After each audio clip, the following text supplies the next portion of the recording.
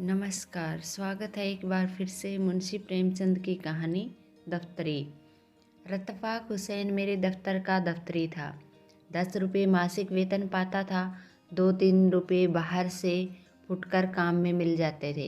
यही उसकी जीविका थी। पर वह अपनी दशा पर संतुष्ट था।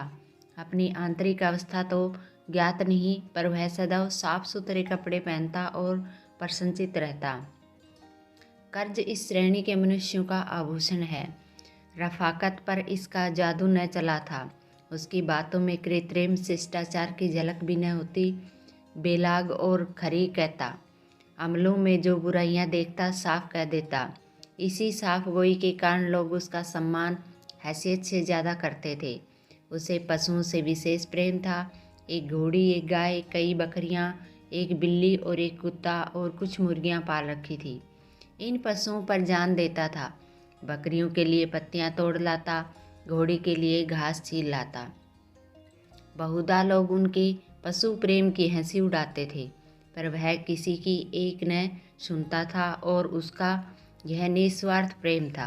किसी ने उसे मुर्गियों के अंडे बेचते नहीं देखा। उसकी बिल्लियों के बच्चे कभी बूचड़ की छुरी के नीचे नहीं आए और उसकी घोड़ी ने कभी लगाम का मुंह नहीं देखा। गाय का दूध कुत्ता पीता था, बकरी का दूध बिल्ली के हिस्से में आता था। जो कुछ बचा रहता था वह आप पीता था। सौभाग्य से उनकी पत्नी भी साध्वी थी। यद्यपि उनका घर बहुत छोटा था, पर किसी ने द्वार पर उनकी आवाज़ नहीं सुनी। किसी ने उसे द्वार पर झांकते नहीं देखा।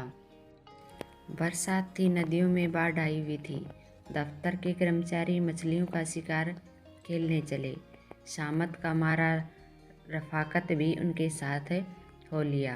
दिन भर लोग शिकार खेला किए। शाम को मूसलाधार पानी बरसने लगा। कर्मचारियों ने तो एक गांव में रात काटी। दफ्तरी घर चला, पर अंधेरी रात राह भूल गया और सारी रात भटकता फिरा। प्रातःकाल घर पहुंचा तो अभी अंधेरा ही था, लेकिन दोनों द्वार पट खुले हुए थे। उसका कुत्ता पूंछ दबाए करुणा स्वर में कहराता हुआ आकर उसके पैरों पर लौट गया। द्वार खुले देखकर दफ्तरी का कलेजा सन से हो गया। घर में कदम रखे तो बिल्कुल सन्नाटा था। 2-3 बार स्त्री को पुकारा, किंतु कोई उत्तर न मिला। घर भाएं भाएं कर रहा था। उसने दोनों कोठरियों में जाकर देखा। जब वहाँ भी उसका पता न मिला तो पशुशाला में गया।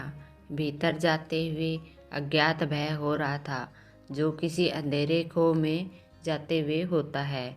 उसकी स्त्री वहीं भूमि पर चित पड़ी थी। मुंह पर मक्खियाँ बैठी हुई थी। होठ नीले पड़ गए थे। आंखें पथरा गई थी।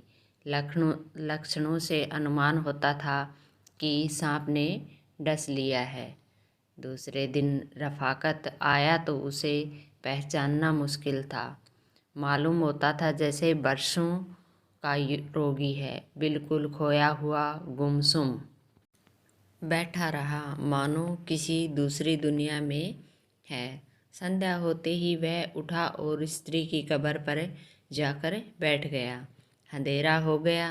3-4 घड़ी रात बीत गई, पर दीपक के टिमटिमाते हुए प्रकाश में उसे कब्र पर निराश और दुख की मूर्ति बना रहा, मानो मृत्यु की राह देख रहा हो। मालूम नहीं कब घर आया। अब उसकी यही नित्य का नियम हो गया। प्रातःकाल उठकर मजार पर जाता, झाड़ू लगाता और फूलों के हार चढ़ाता, लोबिन जलाता और 9 बजे तक कुरान का पाठ करता। संध्या समय फिर यही क्रम शुरू होता। अब यही उसके जीवन का नियमित क्रम था। अब वह अंतर जगत में बसता था। बाह्य जगत से उसने मुंह मोड़ लिया था। शौक ने विरक्त कर दिया था। कई महीने तक यही हाल रहा। कर्मचारियों को दफ्तरी से सहानुभूति हो गई थी। उसके काम कर लेते, उसे कष्ट न देते। उसकी पत्नी भक्ति पर लोगों को विस्मय होता था। लेकिन मनुष्य सर्वदा प्राणलोक में नहीं रह सकता।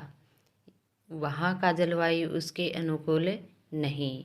वहाँ वह रूपमय रसमय भावनाएं कहाँ, विराग में वह चिंतामय उल्लास कहाँ, वह आशामय आनंद कहाँ। दफ्तरी को आधी रात तक ध्यान में डूबे रहने के बाद चूल्हा जलाना पड़ता था। प्रातःकाल पशुओं की देखभाल करनी पड़ती। यह बोझा उसके लिए असहाय था। अवस्था से व्याकुलता पर विजय पाई मरुभूमि के प्यासे पथिक की भांति दफ्तरी फिर दाम्पत्य सुख जल स्रोत की ओर दौड़ा। वह फिर जीवन का यही सुखद अनुभव देखना चाहता था।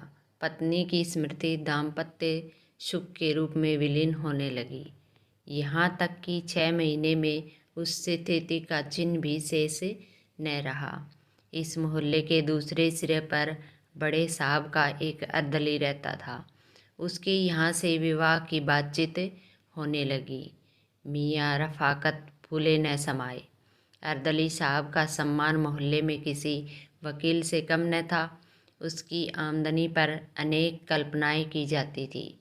साधारण बोलचाल में कहा जाता था कि जो कुछ मिल जाए वह थोड़ा है। वह स्वयं कहा करते थे कि तकाबी के दिनों में मुझे जेब की जगह थैली रखनी पड़ती थी। दफ्तरी ने समझा भाग्य उदय हुआ। इस टूटे जैसे बच्चे खिलौने पर टूटते हैं, एक ही सप्ताह में सारा विधान पूरा हो गया और नववधु घर में आ गई।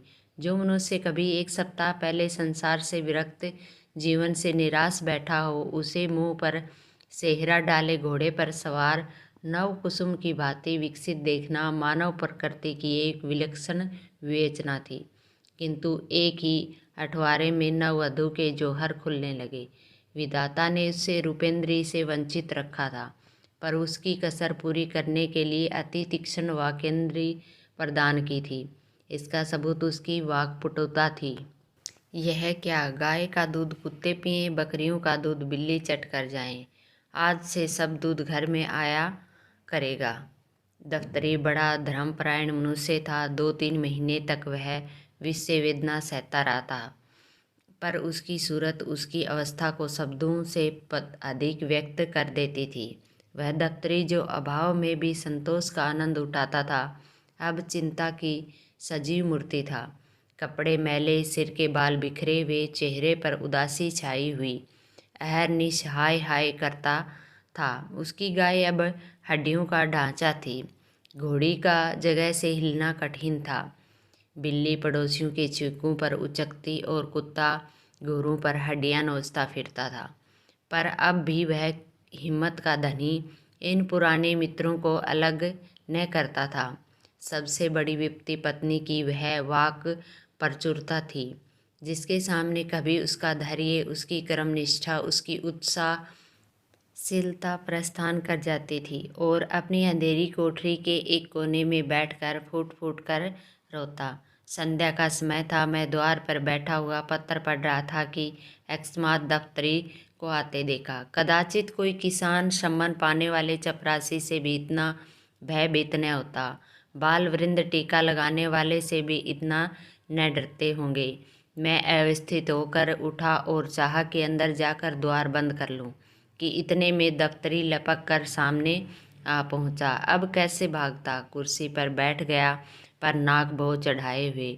दफ्तरी इसलिए आ रहा था कि मुझे लेस मात्र भी शंका न थी। मैंने दफ्तरी को आवाज़ दी, जरा सुनो तो, क्या काम है। दफ्तरी को कुछ उम्मीद हुई। बोला, आपसे क्या अर्ज करूं, 2 दिन से उपवास हो रहा है। मैंने बड़ी नम्रता से समझाया, इस तरह कर्ज लेकर के तुम्हारा काम कितने दिन चलेगा। तुम समझदार आदमी हो, जानते हो कि आजकल सभी को अपनी फिक्र सवार रहती है। किसी के पास फालतू रुपये नहीं रहते, और यदि हों भी तो वह ऋण देकर रार क्यों लेगा। क्या तुम अपनी दशा सुधारते क्यों नहीं। दफ्तरी ने विरक्त भाव से कहा, यह सब दिनों का फेर है और क्या कहूँ।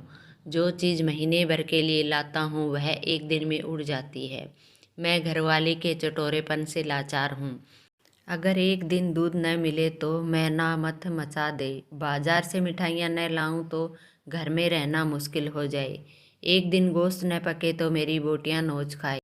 खानदान का शरीफ हूँ, यह बेइज्जती नहीं सही जाती कि खाने के पीछे स्त्री से झगड़ा तकरार करूँ। जो कुछ कहती है सिर के बल पूरा करता हूँ। अब खुदा से यही दुआ है कि मुझे इस दुनिया से उठा ले। इसके सिवाय मुझे कोई दूसरी सूरत नहीं नजर आती। सब कुछ करके हार गया। मैंने संदूक से 5 रुपये निकाले और उसे देकर बोला, यह लो, यह तुम्हारे पुरुषार्थ का इनाम है। मैं नहीं जानता था कि तुम्हारा हृदय इतना उदार, इतना वीर रस पूर्ण है। गृहदाह में जलने वाले वीर रण क्षेत्र के वीरों से कम महत्वशाली नहीं होते।